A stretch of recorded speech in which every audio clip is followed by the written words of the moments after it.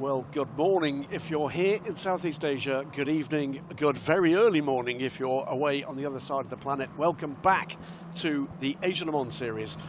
We're here at Sepang Circuit for the opening 2 rounds of the Asia Le Mans Series for 2023-2024, and it's delightful, Oliver Gavin. The series is back.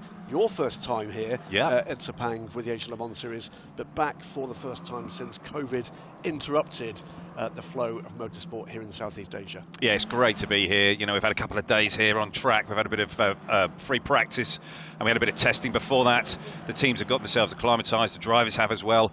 It's been pretty hot here, and the sun is out today.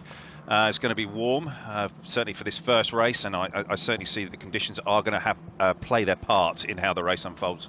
Well, qualifying this morning, it's 1 qualifying session per class, or whether the prototypes in the second 15-minute session, the GT cars, GT3 cars for the first 15-minute session.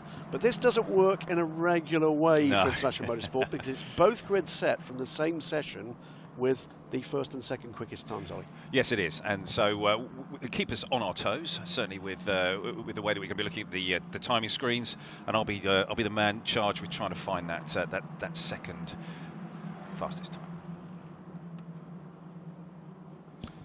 39 cars here, and I think a big surprise to more or less everybody as just to how healthy the grid has emerged as being for this return to Southeast Asia, with all the logistical problems that presents for the European teams who are here.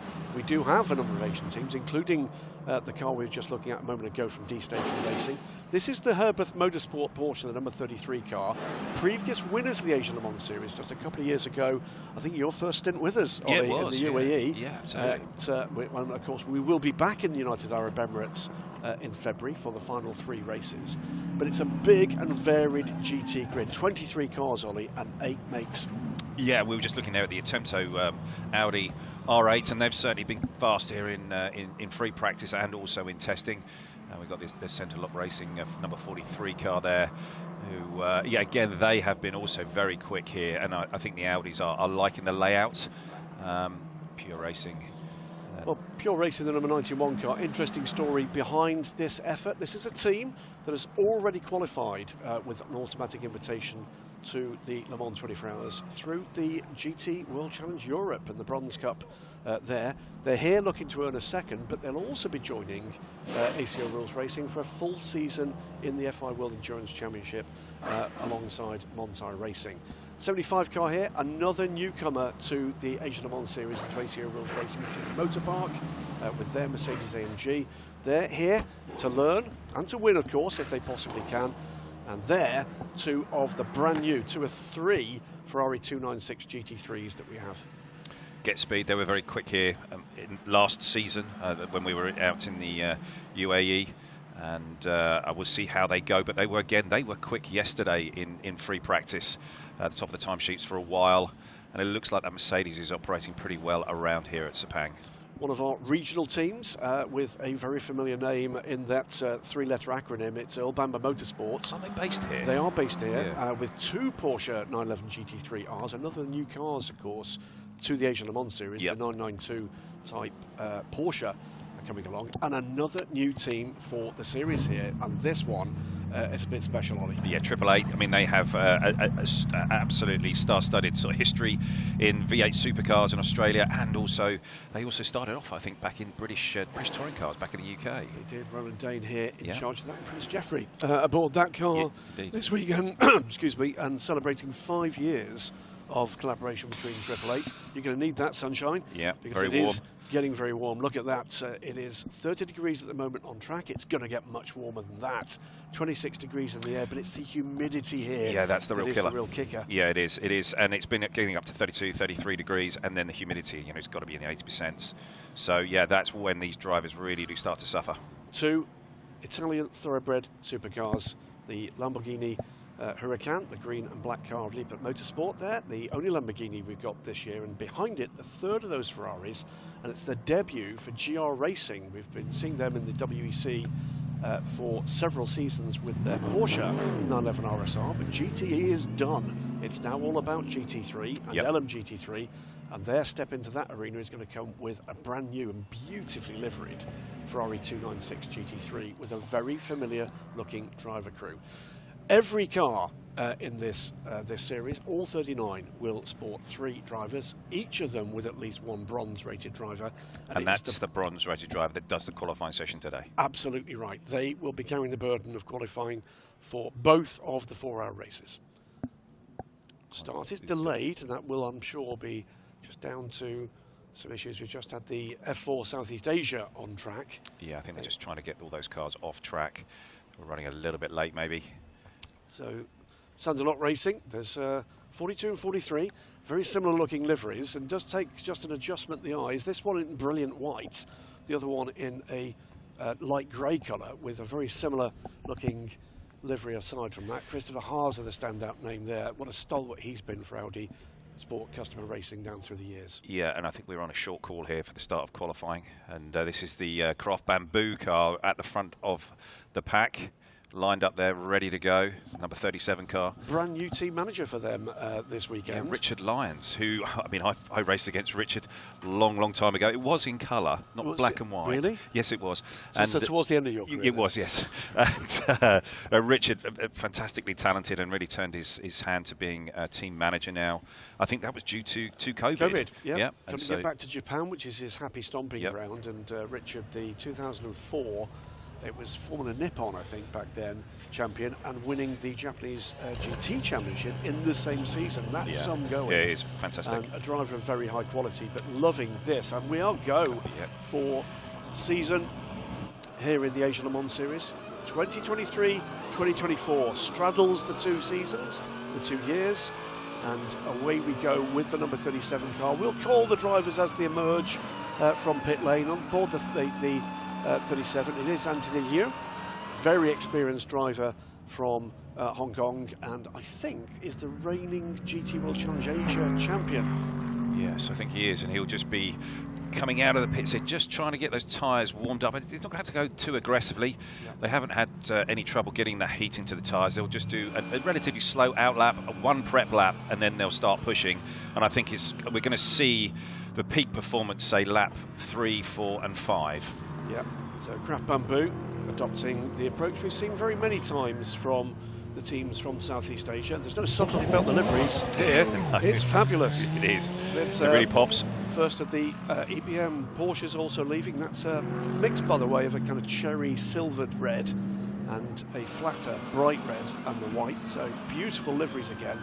Very colourful field. The driver here just working his way down to turn 9. One of the slower corners on the track. This is a real mix here at Sepang of these slow speed hairpins and then the winding long corners. It gets a lot of load. The left side tyres get a real hammering here, which is Michelin. Michelin have come here with their best compounds and best tyres to put on these wonderful machines. Anybody there with, I'm sure this time of the morning, a very large coffee and a strong one at that will know the name of James Cottingham. If you watch the British GT Championship, James, a standout talent there, driving. Yeah, he's done extremely well. Just driving with Johnny Adam. Johnny Adam, yeah, absolutely. Year, but a less familiar McLaren for James. Pure Racing Porsche leaving, and behind the bright orange Project 1 BMW that's in the race this afternoon. We will see Sean Galala aboard that car and a bit of a preparation run for what will be his 2024 FI World Endurance Championship. Is that Hulin Han? I think he's on board with him. There you go. All 23 GT3 cars are now on track, and the first of them, Anthony Liu, now on his first flying lap. Yeah, it's always the way when you've done that bit of tyre prep. You're now just going through into that first sort of timed lap. But you can see here they're all just queuing up a little bit here, just trying to find a little bit of space. Just looking to work the tyre. They won't be going for an absolute all-out lap on this particular lap that they're just about to start. One of the trickiest corners on the racetrack, turn 15, is all off camber. I was out there watching on the racetrack yesterday in free practice. Everybody's struggling with traction, but it's almost like everybody is also choosing a different line. So that's something I think everybody is just looking for, where the performance is, depending on your car configuration, where your engine's in the front, in the middle, or in the rear. You know, that can influence how you drive a particular corner. We'll call, of course, the quick times as they come. Let's call a few of the more familiar drivers that are actually out there at the moment. They include, we talked about James Cottingham and his run in the British GT Championship. The man that beat him to that championship is out there at the moment as well. That is Darren Young in the Team Project 193 car. And if we get a close look at that, beautiful livery on that. It's a marbled grey, repeated pattern featuring the Team Project 1 logo. So Darren is out there in this session. John Hartshorn, who followers of the European Le Mans Series and for that matter the Le Mans 24 Hours will be familiar with, and his red Aston Martin looking familiar.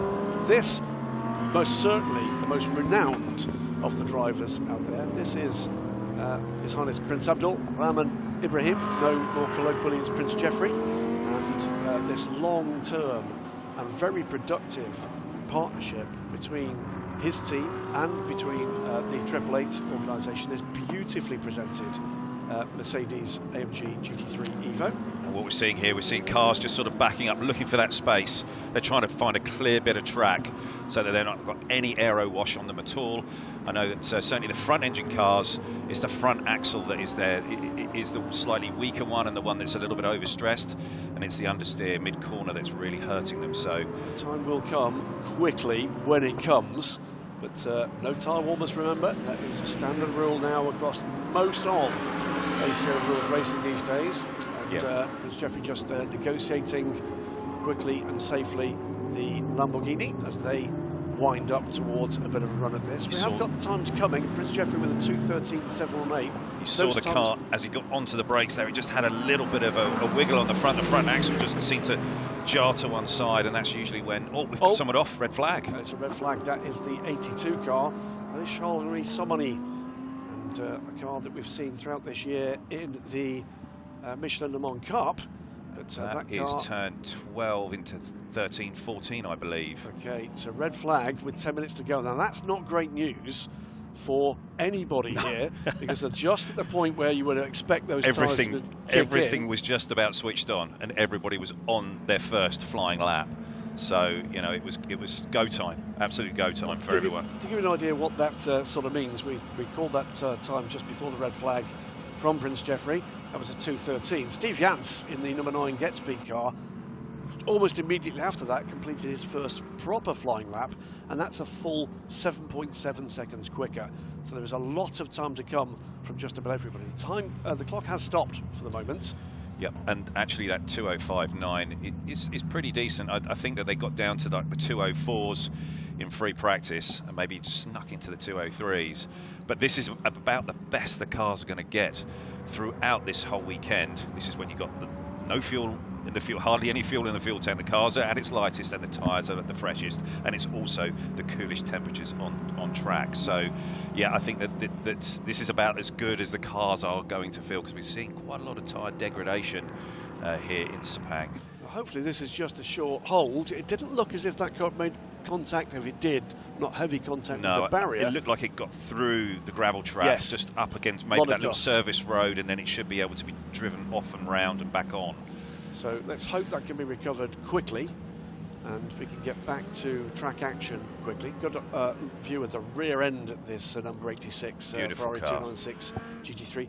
It's not quite exactly the same livery as their older Porsche 911 RSR, but it's close to it. But some subtle differences in the colour and the way they've adapted that livery to a very different shape.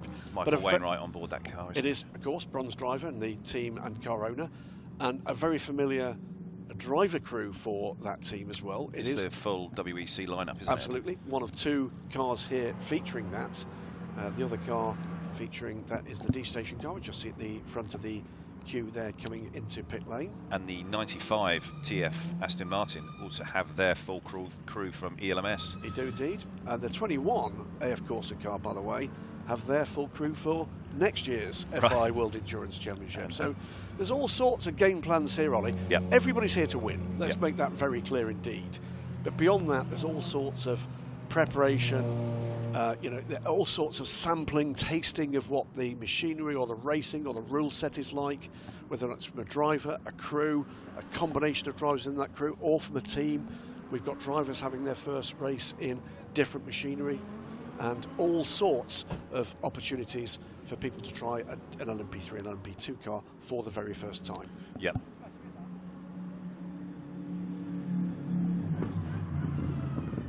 So 10 minutes still on the clock.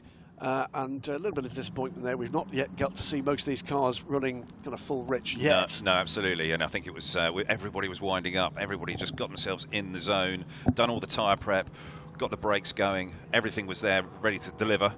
And the red flag comes out just at that point. And that has been a bit of an issue, I think, that turn 12.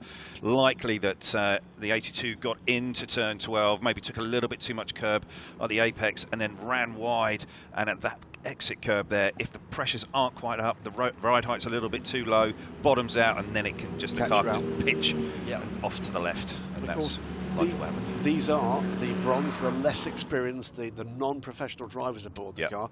And there's a very wide variety of experience here. Some of these guys have been doing this for many years in very similar machinery. Many of them actually experienced here at Sepang. Some of them here for the very first time.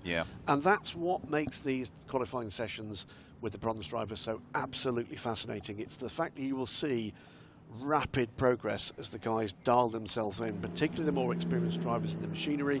They know what the car will do. They don't necessarily know what the car will do here. The guys who know the track, it's slightly different.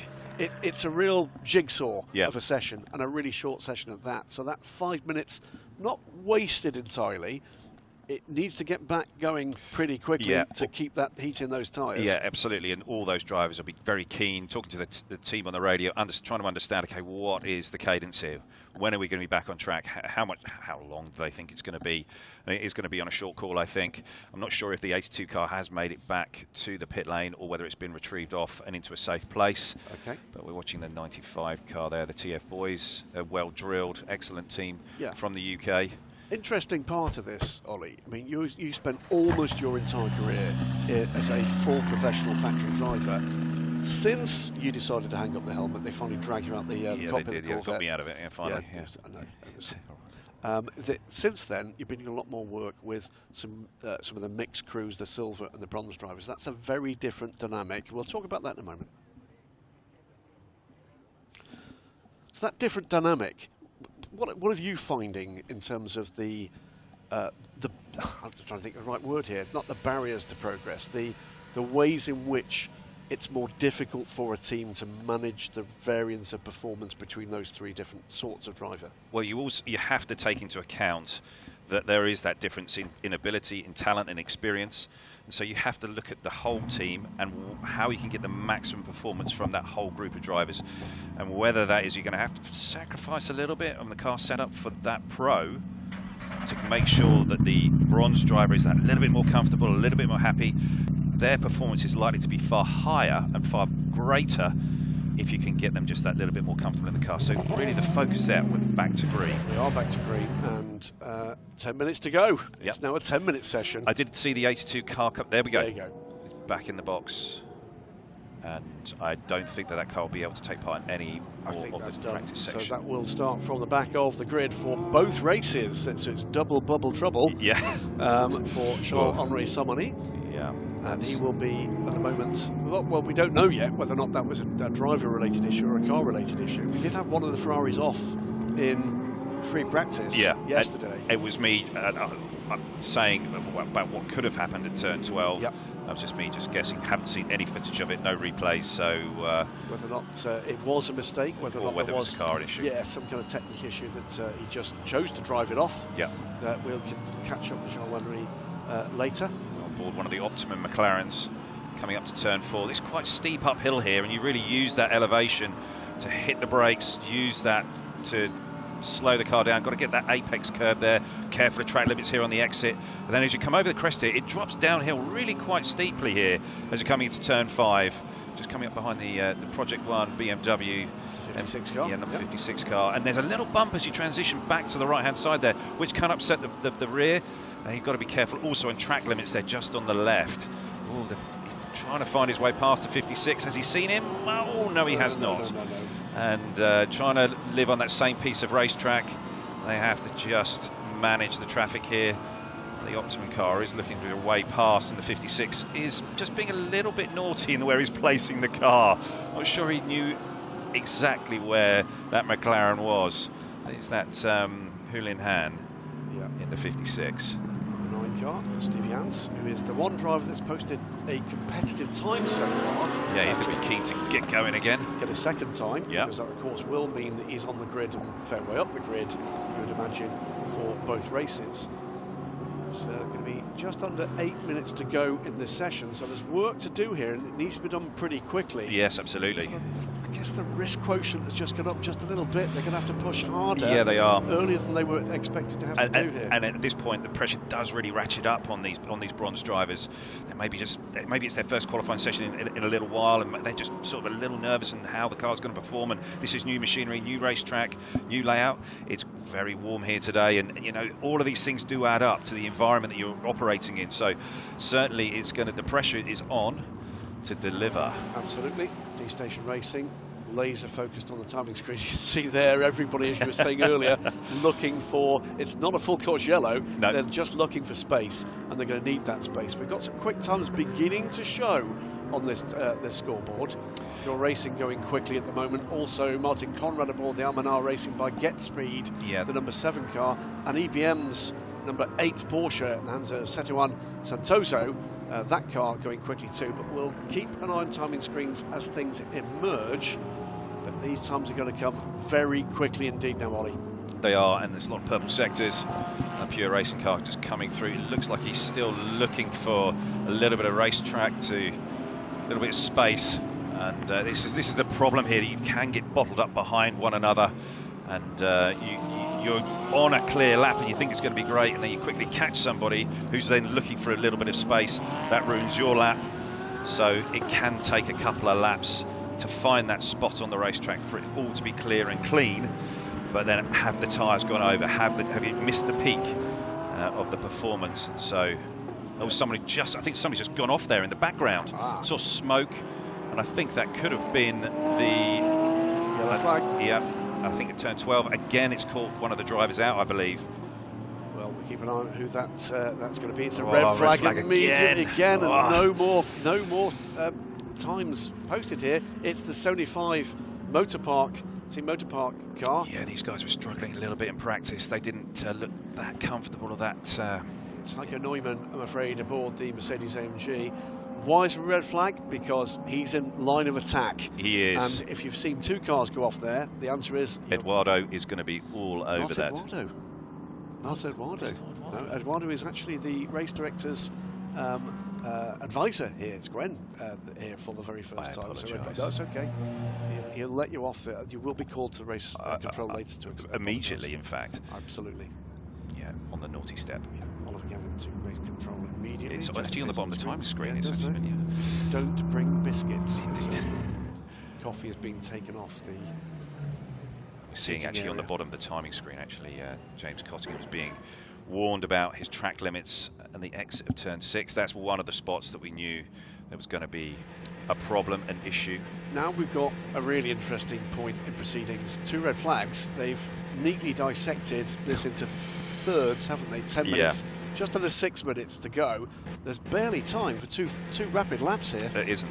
You know, so it's going to be absolutely out the gate. No tyre warming. It's just going to be got to go, boys. That's absolutely. You know, we're not going to any of this prep, any of this sort of just looking for space. It's going to be, people are going to be elbows out, looking for that free little bit of real estate that they can deliver that lap time. Because if they don't, and they've got to deliver 2, you've got to deliver 2 because it's going to be fastest lap time will be for the first race, and the second fastest lap will be for the second race, and so. Yeah, you've got to get on with it. Let's talk about this for a moment. Yeah, again, as a sports car racing legend. Me or you? No, certainly you, mate. I mean, without a shadow of a doubt.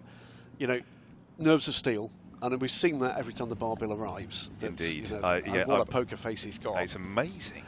But talk a little bit about the mindset of the guys in these cars right now. It is searingly hot. Not every one of these cars has got air conditioning either. No, it's a funny situation to be in because you've got yourself so built up. You've got the adrenaline pumping. You've had all of the chat with the team. You've really prepped yourself. You've gone out and you've really prepped the brakes, prepped the tyres. Really looked at how you can deliver your lap. You've got a feel for the circuit. You know how it feels to yesterday or the day before, and then you're just delivering that lap and the red flag.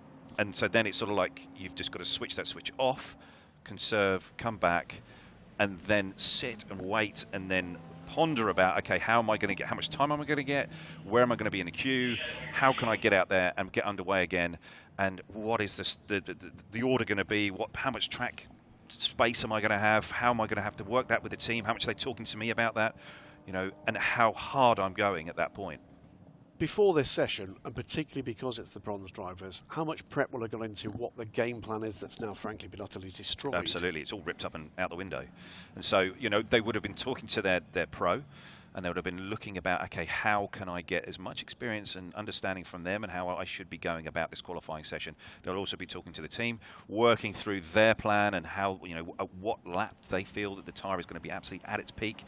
How many laps do I have to deliver? Yep. You know, likely it's 5 or 6 time laps, somewhere around there.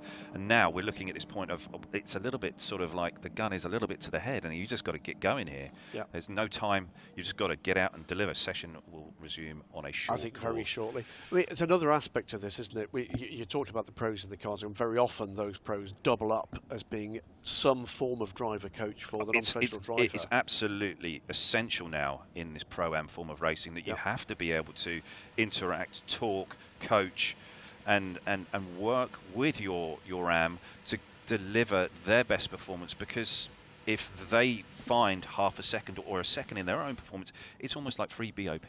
Absolutely. But beyond that, you've got another aspect of this. So, I mean, they are actually the non-professional drivers are the toughest ones to find to talk to, because they are laser focused on data and feedback from the other guys in the team, from the race engineer, and in many cases, some very slightly quirky. Yeah, sometimes a little odd. Yes, but then beyond that, you've also got another layer to this, which is some other familiar faces down in the paddock and the garages, who are the external driver coaches. 10, Matt Bell's here, you 9, do some work with Matt. 8, We're going to go back to 7, green flag running 6, 5, very, very shortly. 4, and Andy Pilgrim 3, as well, another teammate of yours. Yeah, absolutely. And we're underway again at green flag. Yeah, absolutely. Those coaches will have been working extremely hard in these last few minutes on the radio, talking to their bronze, talking them through what is actually going to happen now. You know, we've got 5 minutes and 40 seconds to go. Here's where how they I are want in the you queue. To approach it. Here's how you need to approach it. Exactly. Very clear. You know how they're going to be backing up the pack behind them to make sure they've got a nice little bit of space. And, you know, it really is going to be like this is it. You've got to deliver. You've got to crack on with it. No messing around now, because there's only 5 cars there on the board with an actual lap time at the moment. They need 2. Yeah, this is going to be interesting moments around this rule set. Indeed. It's a 15-minute session. I'm a fan of slightly longer qualifying sessions, indeed. I'm sure there's people there now working the numbers to think maybe we should have been 20. 91 car though. Let's talk about this pure racing effort. Neat, tidy-looking crew, as we said, already assured with an automatic invitation to the 2024 Le Mans 24 Hours that they've earned through success in the 2023 and GT World Challenge. All of these GT entries are chasing another invitation, aren't they? They are. That's one of the reasons why this grid is so full, because there is an invitation there to the Le Mans 24 Hours from the winning team. Indeed. I had a chat with Klaus Backler, who's the full pro in this effort, the 91 car, and as we said top of the show, there's a second entry coming their way, because they will be part of the FI World Endurance Championship in LMGT3. There is Klaus. Do you know what happens if they win? They win another invitation. Yes. They'd have to do it on a separate licence. Oh, wow. You have to have, it's a maximum of 2 on a given licence. Each of these teams have a licence to compete at this session, this level. They would have to do it as it's in a similar way in the past that we've seen United Autosports in the UK. And boy, are we missing them this weekend, by the way. Hello, guys and girls, if you're listening from Yorkshire. You just saw there just an example of how everybody's queuing up trying to find that space, and then just the centre lock Audi R8 just dive bombs everybody. I'm just jumping, a bit like Max Verstappen. No.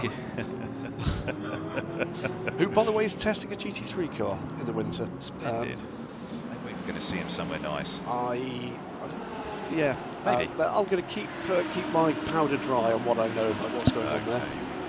Okay. Max has for many years owned a GT3 race car, but we'll see. Unsurprisingly, Purple Time's appearing. It is from Alex Meekin with the Sir Kitson Nevis flag against his name there. Very Caribbean name, I think we'll all agree. Indeed. He's just looking to set himself up. The car's working pretty well through turn 6. He's not using all of the track there. I think that's the spot for the track limits. Coming into one of the trickier corners on the racetrack, this double apex, turns 7 and 8. And again, if you run a little bit wide there, you get out all over those curbs, and that's another spot for track limits. You see here on the brakes coming down into turn 9, slightly downhill, and there's a few little bumps and undulations. The curbs here are quite aggressive. I think you just saw that with the 91 car, just touched the curb there with that left front, and it sent the car porpoising across the track into turn 12, which is the corner that's been causing the most problems this morning. Indeed. Of the 23 cars, by the way, in this class, no fewer than 13 at the moment, at this point on their laps, are up on the provisional pole time. Yeah. So this is going to change. It's going to change quickly. So get ready for Ollie and I to be talking quite quickly and trying to make notes about what's going on here. I think that actually they're all going to get... They're going to get the 2 laps. They are going to get the 2 laps, but just, aren't they? Yeah, apart from the 2 cars on pit lane, which of course on the 75 and the 82, they've been in trouble. Yeah. So we're getting to the stage now where here is going to be the first car across the line. It is the 91 from Alex Malikin. He will go to the top. Yeah. And with a 2:05.272, that's 7/10 quicker than Steve Jans. Darren Young goes second, but Antares Al, very experienced here, goes second now. Andrei Mugasov in the Attempt 066 car. They're coming through. All 205s is where we're at the moment. It is. It's top money at the moment. Top 5 cars, top 6 cars now, with Alban Veruti goes to the top, and all of a sudden it's Santalok 1-2. Alban Veruti in the 42 car ahead of Bihuang Zhu in the 43 Audi. 204s for Alban Veruti, a 204.970, the first under 205, and we're inside the final minute now. Yeah, and I think Anthony Louis is on a quick lap here. I think he's a couple of tenths up on the quickest time. Martin Conrad goes top in the number 7 Almanar Racing by Get Speed car. He was a quick bronze last year, Ollie, and he's not forgotten any of the quickness. No, definitely not, but I think Anthony's still just about up, and I think we could see a very tight call here on who's going to get pole. Provisional pole, that is. Joey, you do indeed. We go from a 1-2 to Santalok Audis to a 1-2 for the Mercedes AMGs. The 37 car of Anthony Liu from Hong Kong goes top. The yellow, red and black Mercedes AMG Evo, still purple times on this timing and scoring screen, and there's more to come here from this session. Just 10 seconds to go on the timing screens. So it's going to be this lap. Everybody needs to deliver on this lap. There's one car that is in danger of, and in fact, that is the checkered flag out. No time at the moment from Adrian de Silva. That means he will only be able to set 1 lap time. Alban Veruti here, he's bottled up a bit in traffic, and this is the perils of this sort of session where it's got to deliver right now, and I can't see many of these cars really improving that much. I mean, look at the guys behind there. There's the Porsche, and there's a couple of other, there's a McLaren and an Audi, all racing one another, towing one another up to turn 15. Alex Malikin has completed his 2-lap run. He does no better than 6th, but it's 2 laps in the 205s, so that could be good enough to push him up the order a little. And Terrasau, he finishes 5th, will do no better. As Jeffrey comes across the line, will start this race 8th. Alban Veruti goes to the top for Santalok Racing at the moment in the number 42 car, 203.998. That's a great effort under pressure and in traffic. Yeah, exactly. As Ollie Gavin was saying there. So is the Santalok car going to retain that advantage? Because Craft Bamboo not up on that time, but it's so close. Super close. It's under a tenth. Martin Conrad no better than 3rd. What has Anthony Liu got at the end of this session? At the moment, it is an Audi on pole position for race 1. We wait for Anthony Liu to cross the line. Steve Jans goes 3rd. So it is 3 out of the top 4 for the AMG cars. Here comes Anthony Liu. Can he just grab it at the death? He cannot. Yeah, so it's I think he got be traffic there at the end. I think the D-Station car might have been in his way. Yeah, it is a good final lap of the 2 that they managed for Anthony Liu, but under pressure, well done by all, by the way, for them. And to Alban Veruti it is for Santalok Racing. They will take pole position in the Audi And ahead of Craft Bamboo, Anthony Liu, second place. Steve Jansen, excellent effort to just pop the Get Speed number 9 AMG third. And then the Almanar Racing by Get Speed, whole second row is Get Speed entered AMGs. Then Santalok again in fifth place. The first, the Porsches in the hands of Antares Hour. Good effort from Antares there for Herbeth Motorsports. And it is the car that shares that garage, the 91 car at Pure Racing, that topped the times, say early in the session, late in the session. The two Porsches from that garage at pit in, 6th and 7th, before we get to another AMG in the hands of Prince Jeffrey. Another Audi, the Atento racing car, in the hands of Andrei Mugazov. Mark Ratcliffe leads a double car train in 10th and 11th for Optimum Motorsport McLaren from James Cottingham. Then Darren Young, so James Cottingham switches the pressure on to the man that bested him in the British GT Championship this year. He's the quickest in the BMW's number 93 car. Then the second Audi, and then the rest stream in. Two cars, of course, not setting a time. They're the two cars in trouble at turn 12. And Adrian De Silva set just one time lap to finish 21st in the 84 EPM Alabama Motorsport car.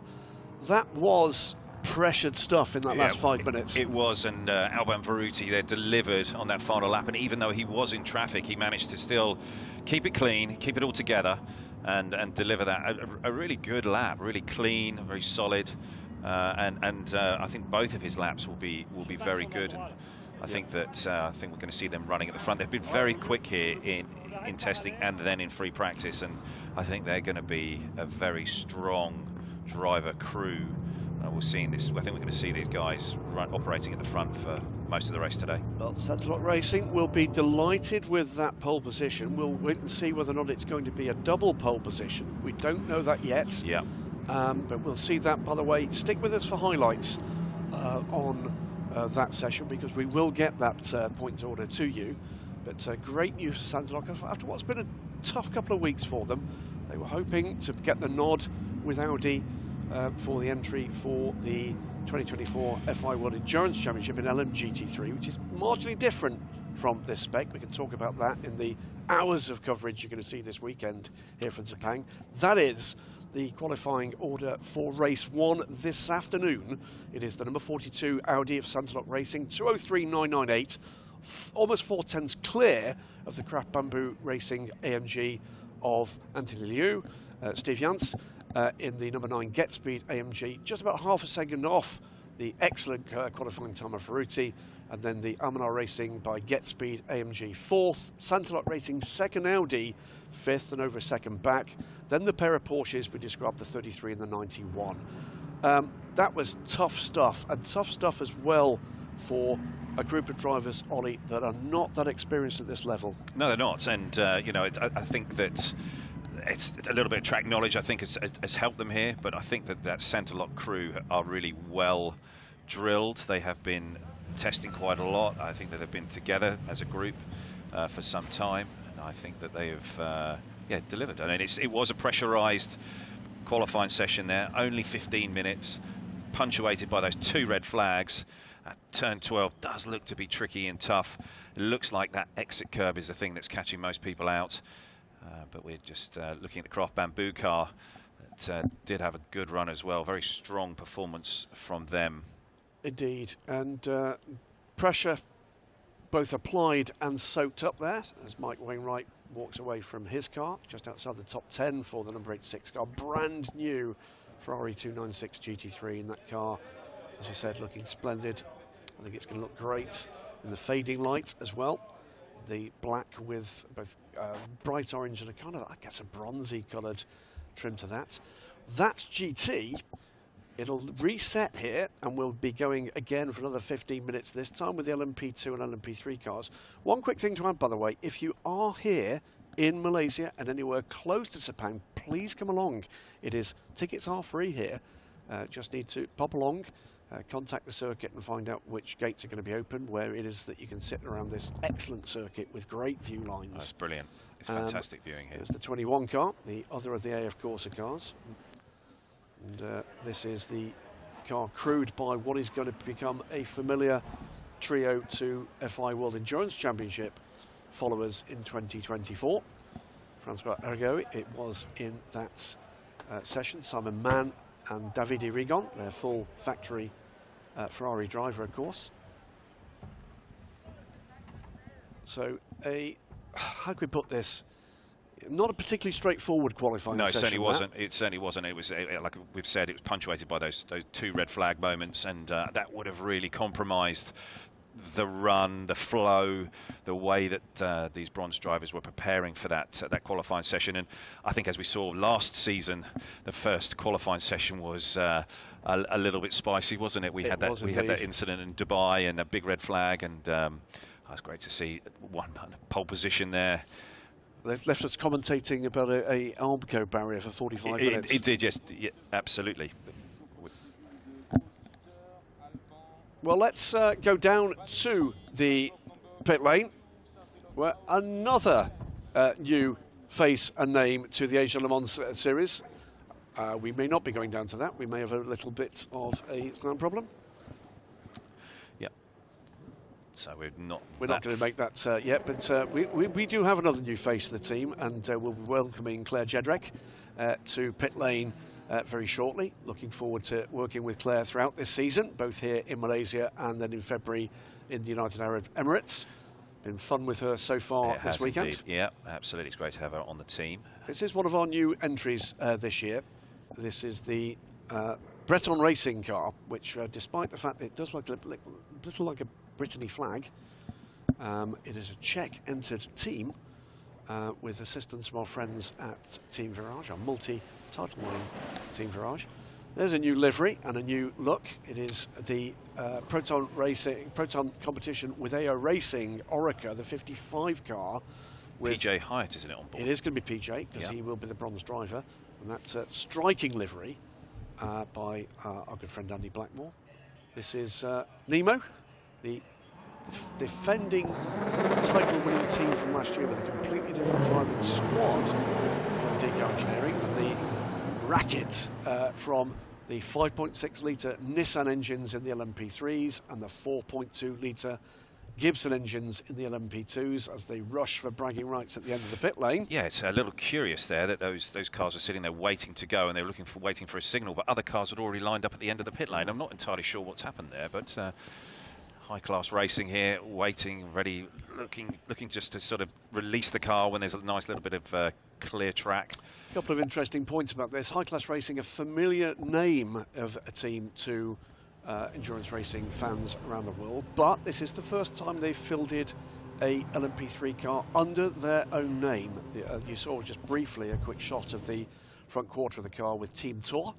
We've only got 5 of those LMP3s, yes, and they're all Ligiers, aren't they? Ligiers. Yeah. But Team Tour, the Icelandic entered car that is fielded with help from the high-class racing squad in the Michelin Le Mans Cup, and indeed Odin Gudmundsson, our Icelandic driver, as we go green, is aboard that car and will, I'm sure, be aboard for this session. We're seeing here at the bottom of the timing screen, we're seeing that the first 2 cars, I think, are under investigation. Maybe they were released just that little bit too early before they were given permission to go to the end of the pit lane. Well, that could be bad news for this car. This will be George Kurtz aboard the number 4 car. This is the Michelin Endurance Cup winning car from this season, helped by APR to that title. It is indeed the American driver George Kurtz, the bronze ranked driver aboard the car. Spun already, leaving the pit lane, and that's the Viper Nisa car, number 65. Done with Douglas Koo. Yeah, just got on it a little bit too hard, leaving the pit lane. No traction control on these cars. Well, he rather gingerly gets away. He'll get back up to speed. That will have rattled him a little bit. Certainly got the rear tyres going. Let's watch what happens here. And in goes the power, dear me. Yeah, maybe a little bit of a flat spot there. I think he's going to maybe checking his fillings by the end of this this session. I was on the radio there going, watch this. Stand back, everybody. Okay. So away we go. The other car, by the way, that would have been at pit exit was the number 90 from TF Sport. That's the car in the background here. So who's aboard the cars? In LMP3, the number 2 car from CD Sports, our reigning champions there, Nick Adcock, is aboard that car from the UK. And highly experienced prototype racer in South Africa. Cool Racing's number 17 in the hands of Alexander Bekantsov. Borden Goodmanson, it is indeed aboard the number 20 high-class racing car. Cool Racing 17, by the way, another title winner this year in the European Le Mans Series with a different crew. Breton Racing still to leave pit lane, and that will be Dan Scotcher, but apologies, as it clears, it's Julien Gerby, who is another title winner, winner in the Michelin Le Mans Cup for his own team, Team Virage. And final driver in LMP3 is Vibenisa Racing's Douglas Koo, the locally based team here.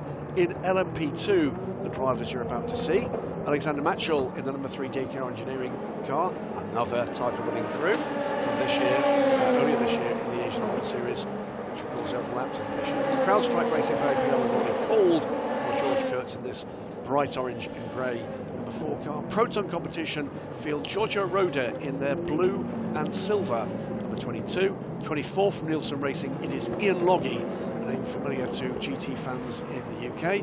Returning to racing, Chris McMurray in the 25 Algar Pro racing car. That's the car in the colours, and that is Chris McMurray. Yeah. And that is the car that won the European Le Mans Series this year. He won't win it like that, Chris. It is yellow flags at turn 2. Yeah. Finishing this order, Duquesne team race winners in Europe this year. John Fowle, great to see John back. He's been a race winner too, the number 30 car. ARC Bratislava, Mira Konopka, the longest surviving member of this pack, starting his 9th consecutive season in the Asian Le Mans Series. PJ Hyatt, we've already talked about in the Proton Competition, number 55. The 83, another title-winning car. The Pro-Am LMP2 car from the European Le Mans Series this year in the hands of Francois Perrodo. Sally Jolic, the reigning drivers' champion in the Asian Le Mans Series, is aboard the number 90 TF Sport car. That's the car that's under investigation as well. And then the 99 racing car, the very brightly striped orange and dark grey car in the hands of double pole setter last year here in LMP2. Not here, but apologies at Jasperina. Ahmed Al-Hati from Oman. This is the Duquesne pits briefly. Yeah, and we're seeing the drivers George is working this lap, and he's working it pretty hard. He's trying to hit his marks, but he's just off ever so slightly. And it does seem that he's still struggling to get those tyres up to temp and up to pressure, and the car to be settled underneath him. The car looks a little bit nervous, a little bit darty. It just needs to just wait for the car and the peak of the tyre just to deliver the performance. 1:55.639 though at the moment is good enough to top the timing and scoring, and he heads. Giorgio Roda, I think, is going to lose that lap time for track limits presumably. Then John Fowle, Sally Jolic, Ian Loggy, Francois Perrodo and Ahmed Al-Hati have all completed their first tours here. What has been surprising is how tricky it looks to get everything switched on, which is, and Chris McMurray there on the 25 car, the car does not look very comfortable on the brakes. It's moving laterally on the brakes there as he's trying to get it slowed down for turn 15. He's got it through and off to finish that lap. But that was the lap that included the off, of course, so he's way off the pace for the moment. He will recover some of that, I'm absolutely certain. Sally Jolic, by the way, is getting this hooked up with this second flying lap. Yeah, I think George might be getting in his way shortly. That's what we would expect from the very experienced driver. Usually in Racing Team Turkey, would be that is the car he's campaigned both in GT and in LMP2 for TF Sports. He has had a phenomenal year in the ELMS. He's been mighty fast, really quick. And you're absolutely right. It is now to the point where that's two other cars, apologies. It's another blue car with another orange car ahead. It's another pair. That's the 99 racing car and the Proton competition car. Yeah, Giorgio Roda really pushing hard here, and he's got the rear of the car moving around. He's bottoming me out. He's using a lot of curb. He just needs to just take a breath, Giorgio, and just nice and smooth, deliver, don't overdrive. So coming through now to start to complete the second of these flying laps. And remember, 2 flying laps, 2 pole positions, 2 grids to be set. And what's that's going to do? Sally Jolic goes to the top. It's a 1:53.653, and that's a mighty time. It is. John Falbo goes through just 4/10 off. That's a great effort from John. Yeah. And third quickest, but a second off them is the 99 racing car in the hands of Ahmed Al-Hati. Very talented talented driver lineup we're just looking at there with Colin Braun and Malte Jakobsen. Those two are going to be phenomenal in this crowd-strike car. It is, isn't it? It's going to be interesting to see how the pace compares between the highly experienced Colin Braun, who's driven everything in his career. A mighty season in the IMSA Championship, hasn't he, with Acura? Yeah, Malte Jakobsen, an inferno of a talent. And I'm interested to see how those two stack up against one another. Exactly that. Yeah. I think that could be one of the real stories here. Yeah, Giorgio Roda's still pressing on there, lock the right front just as he's going into turn 4. It's just almost like the team needs to get on the radio and just turn it down from the 10, just down to a 9. John Falb pushing hard as well here in the number 30 car. We're blessed with cars of very similar colours with completely different teams. Very helpful for us commentators. Yes. So we are halfway through this session now. It is Sally Jolic in the TF Sport number 90 car that leads this session by 0.4 of a second from this car. John Falb aboard the number 30 car.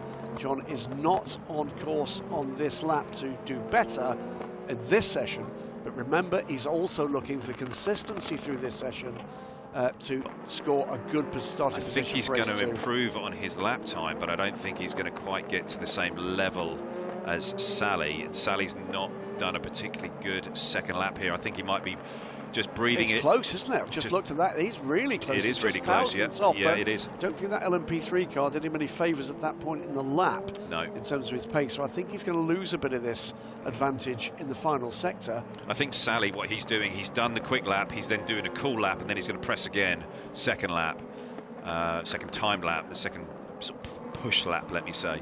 So John Falb does not improve on that time because of that. He was P3. Right there, wasn't he? Yeah. Lap times getting deleted for George Kurtz there and for Chris McMurray.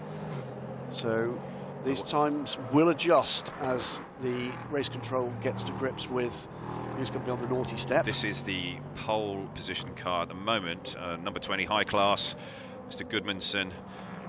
He is pressing on now, coming down into turn 14. It's tricky here. You've got to try and line it up and get back to that apex curb, which he did pretty well. Got a good drive off of there. This should be adding up to another nice lap time, and I think that he should be improving here. He's impressed me in the last season. He's been racing in the Michelin Le Mans Cup with APR car going very slowly there on the left-hand side, right driver's right. Too slow, wasn't it? Yeah, I'm not sure if he's got an issue or he's just looking for a bit of space. So Odin Gudmundsson from Iceland, the man with the volcano in his back garden, almost literally. That's the man. To meet him. What's that? That's that parlour game you play with the kids about there's lava. I don't know, but he's certainly going quick enough. He's certainly improved. Yeah, there literally is in his, not quite in his house. Let's hope not. But Odin, lovely guy, almost gave up on his endurance racing career after a bit of a disappointing season. Came back, re-energised, brought Colin Noble aboard that effort and challenged for the title in the Michelin Le Mans Cup. And I think will be contenders coming into 2024. He's found his footing, he's found his mojo. The board now. With coming into turn 7 here, the car 17, Cool Racing. He's just got back to the apex curve nicely there. He could have used a little bit more on the exit there of turn 8. And it's nice and smooth onto the brakes and winding the speed in. Don't touch that apex curve because that upsets the car. You could use a little bit of exit curb. Then he's winding into this long right-hander. Those Michelins on the left side are really taking a hammering here, and then he comes through into the corner that's been causing a lot of the problems today. Turn 12, a little bit of apex curb, not too much of exit curb there. He could have used a little bit more road, and then he's just looking to line it up and get back to that apex curb. He didn't. He sort of walled it all the way around the outside, and now he's off of the corner. Used a little bit of exit curb and winding the speed up now, going up through the box. Coming up to the final turn, and this is one of the trickiest turns on the racetrack. Turn 15, spotting that braking point as we cut away to the 26th, the Breton car. That's because Julien Gerby had gone second in LMP3. It's a 2:01.629, and Julien is going quicker again. He's an experienced racer. I would expect him to haul this up the order. It's still Odin Gudmundsson leading this order, but now by tenths, because Alexander Bekantsov in the Cool Racing number 17 goes second quickest. Another lap time deleted, by the way, for George Kurtz, who's having a little bit of trouble with track limits here. That's 2 flying laps gone for him. Breton Racing here, ahead of the car with a pretty similar colour scheme. The number 83 car in the hands of Francois Barodo. Francois not quite found his footing here yet. He's 1.7 seconds off the pole time, 3.5 minutes to go in the session. It's still Saliolic, by the way, and he's still 4/10 up on John Falb, and the lap times are dropping away here for many of these cars. I think Giorgio Roda's on a lap. He looks a lot cleaner, and he's just locked the right front coming into 14 there, in a big old flat spot, and he's run wide, got out on the grass crete there, and I think that might have blown his lap. Giorgio Roda crosses as if it's coming down to this final turn. Yeah, turn 15. He's got close. He got close to the apex curve there at 15. If you take too tight a line there at 15, it really spits the car out as you get on the throttle. 1:54.75. He has improved on. There goes third. Yeah. And he did that with a purple third sector. It's a 1:54.0. He has equalled to the 1,000th the time of the second place car. So both John Falb and Giorgio Roda with a 1:54.064. The top, the lead car 4/10 up. The next three separated by 7/1000ths of a second. If Giorgio can just keep it clean in that last sort of turn 14, turn 15 area. I know he went purple in that sector, but you know, I think that there's a little bit more time there still to be had. Watching the 99 racing car, Abdel Harty. The car looked a little taily as it came through 5 and into 6. There's a little bump there. Just bottoming just a little bit as it came off the exit curve of turn 8 onto the brakes, and it just as you see getting on the brakes there, the car just had a little jink to the right. Looked like the rear brake bias is just snatching the rear, possibly as maybe on a downshift. Under 2 minutes to go. That means it's the lap they're on and no more. So very few opportunities to improve here. It's looking where those improvements might come, and there's not much by way of blue sectors appearing. George Kurtz is the one I think that's out of position here, and that's come with a little bit of lack of discipline from George in terms of track limits and a couple of laps. Still gone. He's improved in that middle sector, but is it going to be enough? Odin Gudmundsson, having seen the threat from Alexander Bekantsov, has got the Thor's hammer down, and it's 2 minutes .430 now. He's 6/10 up on the challenge from Cool Racing. So high-class racing from Cool Racing, from Breton Racing.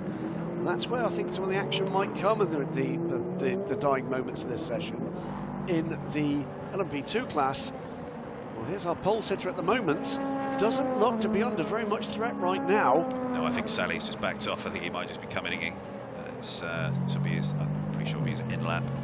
So no, maybe not. Maybe he is pushed. He is still a pretty decent first sector. Well, bear in mind, it's not just about this lap, it's about what's the second quickest lap, and the 2 delta times you're looking at here. What's the delta for the second quickest lap here? So TF Sport from Duquesne team, from Proton Competition and 99 Racing. At the moment, the front 2 rows for the start of the race that will take place, the first of 2 4-hour races, remember. One today, one tomorrow here at Sepang. All of it live and free on the series Facebook and YouTube channels, as well as broadcast partners around the world. I think Sally's actually done 2 flying laps, quick laps, very close together. Checker's flag a couple of tenths is out, and it will be, I think, Saliolic who's going to set the pole position time. Time still improving in P3. The Breton car is going quickly with Julien Gerby, sorry, and Douglas Koo is also making some improvements. And PJ Hyatt, the first to complete his session. That 55 car will be no better than 6th at the moment. We'll keep an eye on that as other cars complete their laps. So 1:53.653 is the target. No one looking as if that's going to be troubled rather, and indeed Saliolic confident enough of what he's done with his morning's work to pit the car. Second quickest, John Falb, and will not improve. 99 Racing's Ahmed Harty finishes the session 4th quickest at the moment. Giorgio Roda is not on course to improve his time. Odin Gudmundsson completes his run and is now on pit lane, in fact. And at the moment sits on pole, but improvements coming here. Julian Jerby, though, not quite getting onto terms with Alexander Bekantsov. I think Bekantsov is safe in second place, and I don't think is going to challenge the high-class car for pole in LMP3. No. And Nick Adcock, I think, he's improved, but he's not on a quick lap now. No, he hasn't quite taken the checker, but seeing Sally Yolok just jumping out of the car, and must be happy with his performance today. I think he's done 2 lap times that are good enough for pole in both races, both race 1 and race 2. Reigning champion, and good reason for that. He is a talented lad, is Sally Yolok, sharing this car with Charlie Eastwood, Michael Dinan, the silver rank. Strong lineup. It is. It's going to be interesting to see how that one pans out. And of course, Charlie and Sally, as we said earlier, reigning drivers' champions. It is TF Sports number 90 car then, in the hands of Sally Yolok, that sets a 1:53.653, take pole position for this afternoon's 4-hour race here at Sepang, and will share the front row of the grid with the number 30 Duquesne team car of John Falb. All these cars, of course, Orica chassis, all with the fabulous 4.2 litre sonorous notes of the Gibson V8 engine. Second row will be the Proton Competition 22, Giorgio Roda, Ahmed El Hati in the 99 racing car. The other car run out of the TF Sport garage will complete row 2. LMP3, it's high-class racing, and Odin Gudmundsson fending off Alexander Bekantsov spirited challenge in the Cool Racing number 17 in a 5-car grid of all Ligier Nissans. That is the iconic view here of Sepang. What a fabulous You get a great view from that grandstand, just particularly that last corner, cars filing through. Seeing all the boys here in the TF Sport garage, very happy. And girls, Tegan there, she's the team coordinator. And hard-working stuff. We're talking to one of the team members about some changes that have been made at TF Sport as they ramp up for a very different-looking effort in 2024 with LMP2 cars, they hope. We wait and find out what happens early next week for the European Le Mans Series. But also in the World Endurance Championship, switching from Aston Martin to the brand-new Corvette Z06 GT3R. And that's meant investment in new kit, new cars, and new staff, and amongst them some very talented young ladies indeed.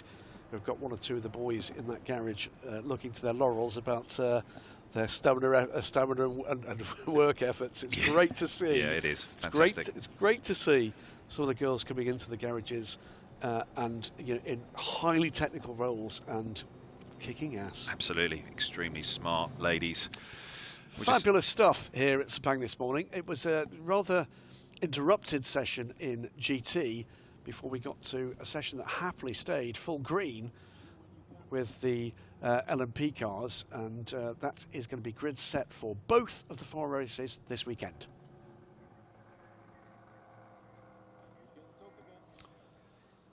And well, back to the studio, Ollie.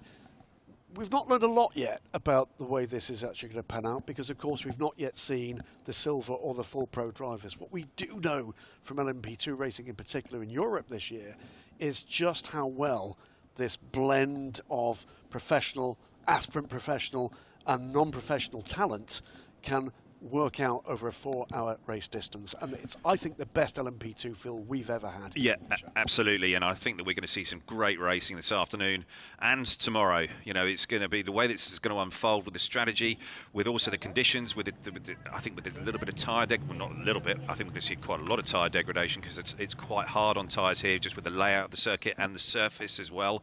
I think we're going to see that in all 3 classes, and you then throw into the mix a little bit maybe of the weather. I think it's going to be really quite a challenge for all the teams to work through. Well, we hope we can now go down to speak to Claire, and we hope we're going to see her with a smiling Sally Yolok down in pit lane. Hi there. We have with us team at TF Sport, car number 90, Sally. Congratulations on the pole sit there. I mean, it's hot conditions. Everything according to plan?